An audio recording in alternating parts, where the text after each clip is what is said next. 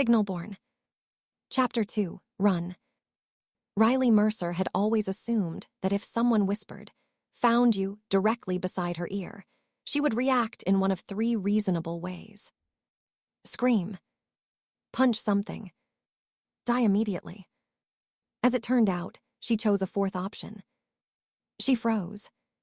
Every emergency light in the hallway had gone black at the same time. Not dimmed, not flickered. Black. The red glow vanished from the walls, from the lockers, from the floor, from the faces of the students packed around her. For one horrible second, the entire hallway became a tunnel of breathing bodies and blind panic. Then everyone started screaming.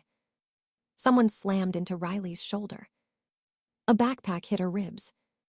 A teacher shouted, "Stay calm," in the exact voice of a person who was absolutely not calm.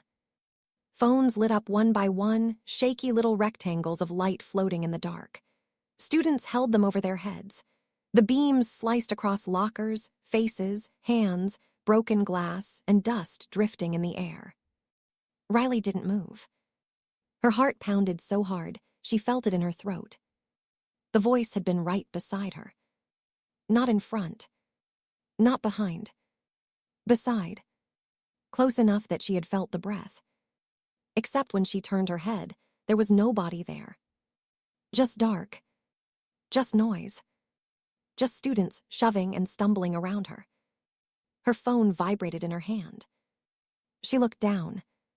The screen glowed white. Warning. Run. Riley stared at the word. Run. That was a very clear instruction. Corporate-level clarity. Actionable. Direct. Urgent. Unfortunately, Riley's legs had not received the memo. She lifted her head and looked toward the far end of the hall. The hooded figure still stood there. Perfectly still. Students rushed between them, blocking Riley's view in flashes. A boy with a football bag stumbled past. A teacher pushed through the crowd. Someone cried. Someone cursed. Someone yelled that the school was on fire, which did not appear to be true but felt emotionally accurate. Each time the crowd shifted, Riley saw the figure again. Black hoodie. Hands in pockets. Head slightly tilted. Watching. The hallway lights flickered. Once. Twice. Then they came back on. Red emergency light flooded the corridor again. The whole crowd groaned and shouted at once, relieved and terrified in equal measure. Riley took one step back. The hooded figure took one step forward. Her phone vibrated. Foreign signal approaching. Distance, 10 meters. Riley swallowed. Nope. The figure moved again. 9 meters. Nope. Another step. 8 meters. Riley's brain finally sent a memo to her legs. She turned and ran. Not gracefully. Not heroically. Not in a cool way anyone should film. She ran like a person whose survival instincts had just kicked down the front door and taken over management. Move. She shoved between two students. Sorry, move sorry, not sorry. A girl yelped as Riley squeezed past her. Someone shouted, "Watch it." Riley did not watch it. Riley watched nothing. Riley had one operational objective. Get away from the nightmare hoodie person and the haunted phone situation. Her shoes slipped slightly on broken glass near room 214. She caught herself on a locker. Pain shot through her palm, where glass had nicked her earlier. She ignored it. Her phone buzzed again. She glanced down while running, which was a bad idea because hallways contained objects, students, walls, and consequences. Distance, 11 meters. The number had gone up. Good. Excellent. Running worked. The first useful piece of data all day. Riley cut left into a side hallway. The crowd thinned there. Most students were pushing toward the main exit, but Riley moved away from the noise, away from the front doors, away from the figure. The side hallway was dimmer. Quieter. longer than she remembered. Rows of lockers stretched ahead under weak red light. Riley slowed just enough to breathe. Then her phone flashed. Distance, 14 meters. Okay. Better. She took another step. Distance, 15 meters. Great. Very actionable. She should keep doing this. Behind her, the main hallway noise began to fade. The screams turned into echoes. The footsteps softened. Riley stopped beside a trophy case and bent over, hands on knees, lungs burning. "This is fine," she whispered. It was not fine. Absolutely nothing about this was fine. Her phone still glowed. Signal active. Synchronization, 0.05%. "Oh good," Riley muttered. "The haunted progress bar is back." The number changed. 0.06%. The light above her flickered. Riley slowly looked up. The fluorescent bulb buzzed once. Her eyes narrowed. No. The bulb flickered again. Riley looked down at her phone. 0.07%. The trophy case lights flickered. She lowered the phone. The flickering stopped. She lifted it. The lights flickered. Lowered. Stopped. Lifted. Flickered. Riley stared. No. She did it again. Same result. No, no, no. One more time. Flicker. Stopped. Flicker. Stopped. Riley shoved the phone into her hoodie pocket. The lights steadied. She stood very still. Her brain tried to process the latest operational update. Apparently, the haunted phone was not just haunted. It was causing problems. Or she was causing problems through it. Or both. Neither option felt like something she wanted to include on a college application. A sound came from behind her. A footstep. Riley turned. Nobody. The side hallway stretched empty behind her. At the far end, the main corridor flashed red with emergency lights. A few students ran past the opening. No hooded figure. No whisper. No. Her phone vibrated. Riley flinched so hard she almost dropped it. She pulled it out. Foreign signal approaching. Distance, 13 meters. Her stomach dropped. What? The number changed. 12 meters. Riley looked behind her. Still empty. 11 meters. No. No, no, no. The hallway in front of her was empty too. 10 meters. Riley backed away slowly. Where are you? The lights above her flickered. The air temperature dropped. Not a little. A lot. Her breath came out in a faint white mist. Riley stared at it. That's new. A locker door beside her clicked. Then another. Then another. All down the hallway. Click. Click. Click. Click. Every locker handle turned at once. Riley's mouth went dry. Oh, I deeply dislike that. The locker doors opened. Just an inch. All of them. A thin black shadow leaked through the cracks. Not darkness. Shadow. Something thicker. Something moving. Riley took a step back. Her phone vibrated harder. Distance, 8 meters. The blackness between the lockers rippled. Like water disturbed by something underneath. A whisper slid down the hallway. Not one voice. Many. Layered. Soft. Hungry. Riley. Her hand tightened around the phone. Nope. The shadows bulged outward. Nope, nope, nope. A shape pressed against the inside of one locker door. Then another. Then 5. Metal groaned. Riley turned and ran again. This time she did not care where. She sprinted down the side hallway, away from the lockers, away from the whispers, away from the thing that absolutely did not belong inside a school. The lockers behind her slammed open. All at once. Bang. Bang. Bang. Bang. A scream tore out of the darkness. Riley screamed back, mostly because it felt rude not to contribute. She rounded a corner too fast and slammed into someone. Both of them went down. Riley hit the floor hard. Her phone skidded across the tile. Ow. The other person rolled and came up in a crouch. A girl. Around Riley's age. Dark hair pulled back tight. Dark jacket. Black jeans.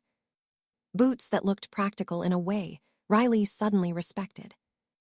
The girl's eyes locked onto Riley's face, then snapped toward the hallway behind her.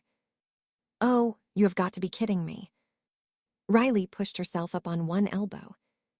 Hi, great opening line, very comforting. The girl grabbed Riley's phone from the floor and tossed it to her. Riley Mercer. Riley caught the phone badly and nearly dropped it again. Depends who's asking. The girl stared. Are you seriously doing sarcasm right now? Riley pointed behind her. There are lockers vomiting shadows. I'm using the tools I have. The girl opened her mouth.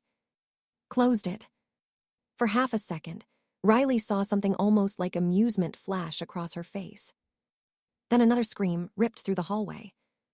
The girl's expression hardened. We need to move. Everyone keeps saying that to me today. I'm Nova. Riley blinked. That is either a name or a brand of energy drink. Move. Yep, name later. Nova grabbed Riley's wrist and hauled her up with surprising strength. They ran together. Riley glanced back once. Another bad decision. Something was crawling out of the hallway behind them. Not the hooded figure. Worse. Much worse. It had too many limbs. Or maybe the right number of limbs arranged incorrectly. Long arms scraped across the floor, fingers bent backward. Skin shifted like static. Its head twitched side to side, as if it were listening with parts of itself that weren't ears. Then its face split open. Rows of teeth unfolded outward. Rows. Plural. Riley's legs nearly stopped. Nova yanked her forward. Don't look at it. That feels like information I needed earlier. It's a fracture. That explains literally nothing. It's enough for now. It is absolutely not. They hit the end of the hallway. Nova slapped her palm against a maintenance door. A faint blue pattern flashed under her skin. The lock clicked. Riley saw it. She absolutely saw it. Blue light. Under Nova's skin. Like glowing circuitry. Nova shoved the door open and dragged Riley through. They stumbled into a narrow concrete stairwell. Nova slammed the door behind them and slapped her palm against the metal. The blue pattern flashed again. This time it spread from her palm into the door, forming a thin glowing line around the frame. The lock snapped shut. A second later, something hit the other side. Boom. The entire door bent inward. Riley stumbled back. Nova braced herself. Another hit. Boom. Dust shook loose from the ceiling. Riley stared at Nova's hand. Then at the door. Then at Nova. You have glowing hands. Nova gritted her teeth. Not the time. You opened a door with your hand. Still not the time. You know what that thing is. Extremely not the time. Boom. The door bent again. A claw pierced through the metal near the top, long and black and twitching. Riley stepped back. Okay, new question. Is this door going to hold? Nova stared at the claw. No. Riley nodded quickly. Great, love the honesty. Bad for morale, but efficient. Nova grabbed her wrist again. Down. They ran down the stairs. The stairwell lights flickered as they descended. 1 flight. 2. 3. Riley's breathing became ragged. Why does the school have this many stairs? It has 2 floors. Then why are there 3 flights?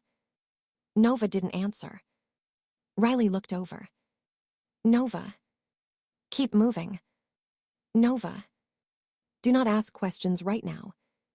That's not a great sign. They reached a landing that should not have existed. A 3rd basement level. The sign on the wall read, B3. Riley stared. No. Nova pulled her forward. Nope, no, absolutely not. We do not have a B3. We barely have a normal basement. I've been here 3 years. I would know if the school had a secret bonus dungeon. Nova shoved open another door. Cool air rushed out. Not school air. Not dusty stairwell air. Old air. Deep air. The kind that smelled like stone, rain, rust, and something buried. Beyond the door stretched a service tunnel made of concrete and old brick. Pipes ran overhead. Thick cables lined the walls. Red emergency lights flickered at uneven intervals. Riley slowed. This is not OSHA compliant. Nova dragged her forward. You talk a lot. I'm under stress. I noticed. Behind them, the stairwell door shook. The fracture screamed. Nova pulled a small black object from her jacket pocket. It looked like a phone, but thinner. No case. No buttons. Its screen glowed blue. Riley pointed. You have one too. Nova shot her a look. Later. No, you don't get to later that. I absolutely get to later that. You have a creepy magic phone and glowing hands, and you know my name. Nova stopped so suddenly Riley almost crashed into her. She turned. For the first time, she looked Riley directly in the eye. You want answers? Fine. You awakened less than 15 minutes ago. Your signal is unstable. Your synchronization is climbing too fast. Something impossible noticed you. A fracture is using the distortion to enter your school.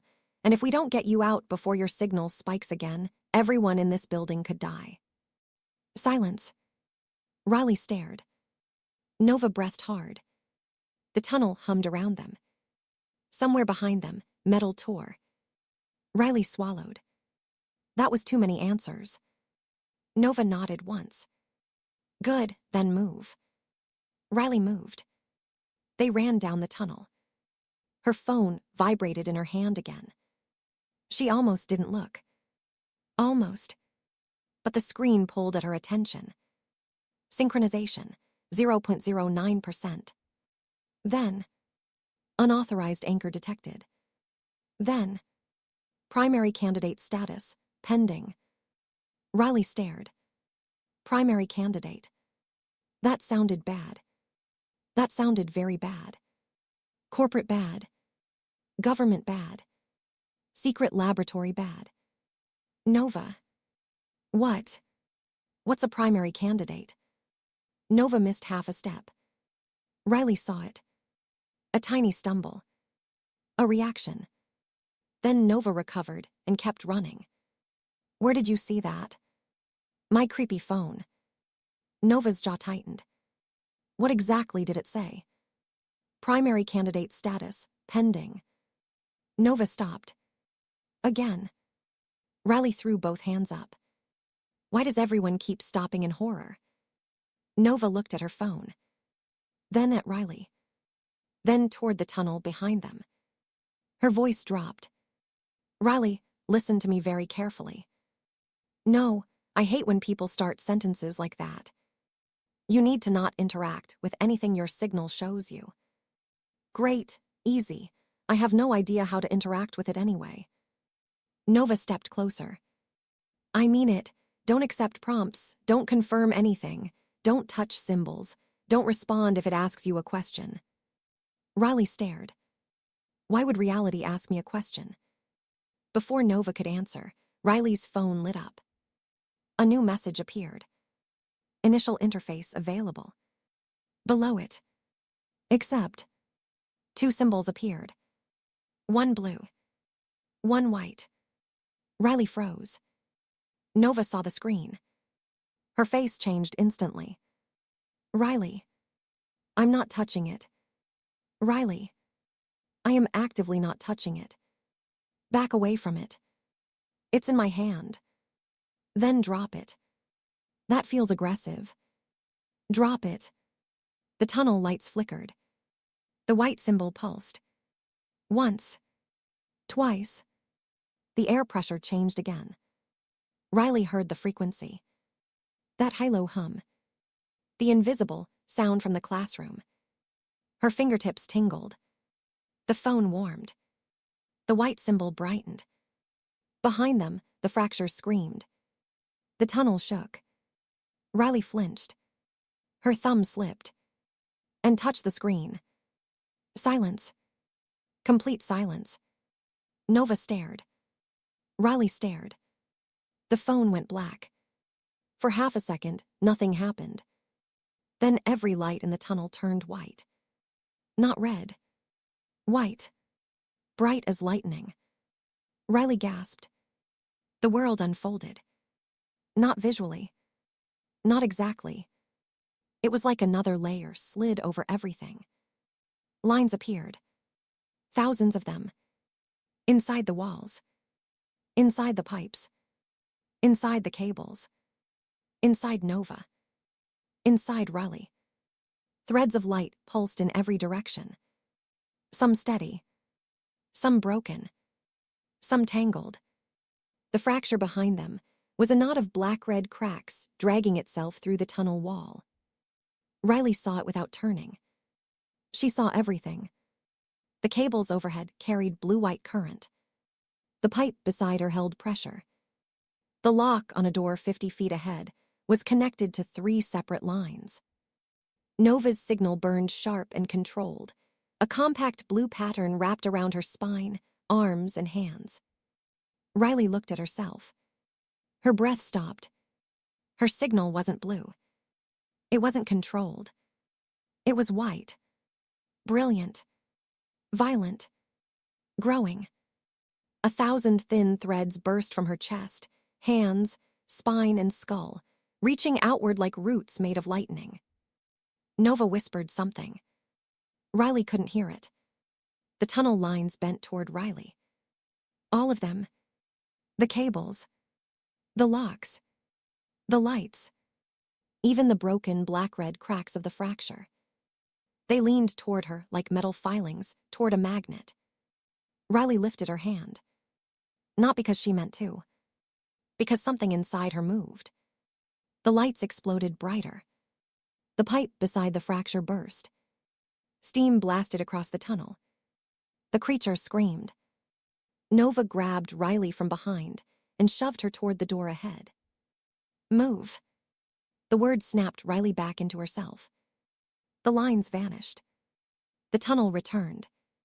Sound crashed in. Steam. Screaming. Alarms. Nova punched the door panel with her glowing palm. The lock flashed blue and opened. She shoved Riley through. They fell into a room full of old machines. Server racks. Rusting cabinets. Dusty monitors. Thick cables coiled across the floor. The door slammed behind them. Nova pressed both hands against it. Blue light surged across the metal. For 1 second, Riley thought they were safe. Then her phone vibrated. She looked down. Synchronization, 0.14%. Initial interface accepted. Resonance event recorded. Below that, welcome, Riley Mercer. Riley stared. Nova turned slowly. Her face was pale. Very pale. What, Riley asked carefully, did I just do? Nova didn't answer. The monitors around the room flickered on. One by one. Every screen displayed the same message. Primary candidate confirmed. Then the old speakers in the ceiling crackled. A voice came through. Calm. Female. Unfamiliar. Riley Mercer has entered the system. Nova whispered one word. No. The voice continued. Begin retrieval protocol. Behind the sealed door, the fracture screamed, and every lock in the room clicked open.